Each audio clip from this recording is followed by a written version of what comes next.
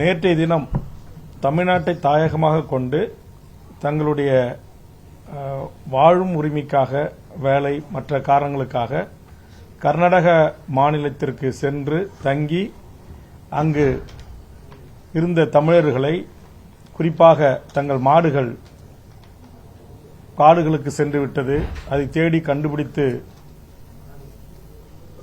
அதனுடைய தாயக இடமான அவர்கள் வாழ்கின்ற அந்த இடத்துக்கு கொண்டு வர வேண்டும் என்ற நோக்கத்தோடு 4 தமிழ்நாட்டு இளைஞர்கள் கர்நாடக வனப்பகுதிக்கு சென்றவர்களை கர்நாடக வனத்துறை அநியாயமாக அக்கிரமமாக அவர்கள் மான் வேட்டையாட வந்தார்கள் என்று அவாண்டமான பழி சுமர்த்தி அவர்களை அருகில் அழைத்து விசாரிக்காமலேயே தமிழர்கள் என்று தெரிந்த உடனேயே அந்த தமிழில் பேசியது தமிழர் அதை புரிந்து கொண்டு அந்த இன வெறியோடு கர்நாடக வனத்துறை சுட்டு படுகொலை செய்திருக்கிறது.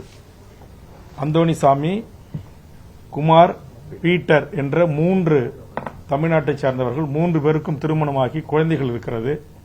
இன்றைக்கு அவர்கள் மிகப்பெரிய மன உளைச்சலுக்கு ஆளாகி பாதிப்புக்குள்ளாகி கர்நாடகத்தில் வாழ்கின்ற அப்பகுதியினுடைய தமிழர்கள் ஆயிரக்கணக்கிலே திரண்டு போராடி இது திட்டமிட்ட படுகொலை என்று இதற்கு நீதி விசாரணை வேண்டும், குடும்பத்திற்கு போராட்டக் குழுவின் சார்பாக 2 கோடி ரூபாய் ஒருவருக்கு நிவாரணம் வழங்க வேண்டும் என்று கோரிக்கை வைத்து போராடி இருக்கிறார்கள். போராடியவர்களை கர்நாடக காவல்துறை காட்டு மிராண்டித்தனமாக தாக்கி அதில் 5 கைது செய்து தற்போது காவல் நிலைய சித்திரவதைக்கு உள்ளாக்கப்பட்டிருக்கிறார்கள்.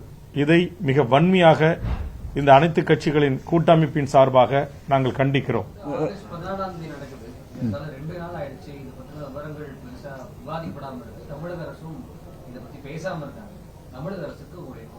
தமிழக அரசுடைய கோரிக்கை தான் நான் சொல்றேன். முதலமைச்சர் அவர்கள் உடனடியாக வாய் திறக்கணும், உடனடியாக அந்த குடும்பத்துக்கு 2 கோடி ரூபாய் இழப்பீடும், இவர்களை கொலை செய்த அந்த வனத்துறையை சேர்ந்தவர்கள் மீது கொலை வழக்கு பதிவு செய்வதற்கு தமிழ்நாடு முதலமைச்சர் அவர்கள் உடனடியாக வாய் திறந்து அறிவிப்பு செய்ய வேண்டும்.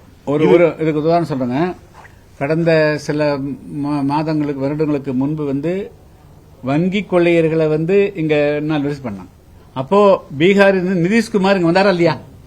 அப்போ அந்த மாநில சார்ந்தவர்களுக்கு ஒரு பாதிப்பு ஏற்படுகின்ற பொழுது அந்த மாநில முதலமைச்சர்கள் இங்க குற்றத்தை பத்தி அவங்க பார்க்கல, அவர்கள் என்ன குற்றம் செய்தார்கள் என்பதான் பார்க்கல, அவர்கள் அந்த மாநிலத்தை சேர்ந்தவர்களா இல்லையான்னு தான் பார்த்து அந்த உணர்வோடு தான் அணுகுனாங்க. அதே போல தமிழ்நாடு முதலமைச்சர் அவர்களும் இந்த விஷயத்தில் நீங்க தமிழர்கள் என்ற உணர்வோடு தமிழர்களை பாதுகாக்கிறதுக்கு அணுகணுங்கிறதா எங்களுடைய வேண்டுகோள். இதுல சரியான நடவடிக்கை எங்களுக்கும் நீதி இந்த 3 பேர் உயிருக்கும் பெற்றுத்தர தமிழ்நாடு முதலமைச்சர் நடவடிக்கை எடுக்கலன்னா தமிழ்நாட்டு எல்லைகளில் கர்நாடக வனத்துறை வாகனங்களாக ஐஎஃப்எஸ் ஆபீசர்கள் எவ்வளவு பெரிய கொம்பனாக இருந்தாலும் சரிதான், நாங்கள் அதற்கு எதிராக அதுக்கான மறியல் போராட்டங்களை கண்டிப்பாக முன்னெடுப்போம். தேதியெல்லாம் சொல்லிட்டு முன்கூட்டியெல்லாம் கிடையாது. ஏற்கனவே இதே மாதிரி நடந்த போது எப்படி நாங்க பல்லாயிரக்கணக்கான மக்களை திரட்டி கவர்னரை கிட்டத்தட்ட 5 மணி நேரம் வெளியே வராம முற்றுகிட்டோம். அதுல வினோத் என்கிற இதே கூட்டமைப்புடைய தலைவர்கள் எல்லாரும் ஒன்னாதான் இருந்து பண்ணணும். அன்னைக்கு வினோத் கட்சியினுடைய தொண்டர் கூட அந்த கூட்ட நெரிசல்ல ஒருத்தர் அங்கே செத்து போனான், மின்சார கம்பியில் அடிபட்டு. ஆக ஒரு உயிரை தியாகம் செய்து அந்த 20 உயிருக்கு நாங்கள் நீதி கேட்டிருக்கிறோம். ஆனா எங்களுக்கு இன்னை வரைக்கும் நீதி கிடைக்கல. அந்த வழக்கில் சந்தேகத்தின் அடிப்படையில் கைது செய்யப்பட்ட ஆயிரக்கணக்கான தமிழர்கள் இன்னைக்கு திருப்பதியில் பல சிறையிலே 100கணக்கான பேர் செத்து போயிருக்கான். அப்ப இந்த தமிழனுடைய உயிர்களை குறித்து அச்சமே இல்லையா? இந்த நாட்டில் இருக்கிற அரசு, தமிழ்நாட்டில் இருக்கிற பெரிய கட்சிகள் ஏன் வாய் திறக்கல, எதிர்கட்சிகள் ஏன் வாய் திறக்கல? இதையும் நாங்க கேட்கிறோம்.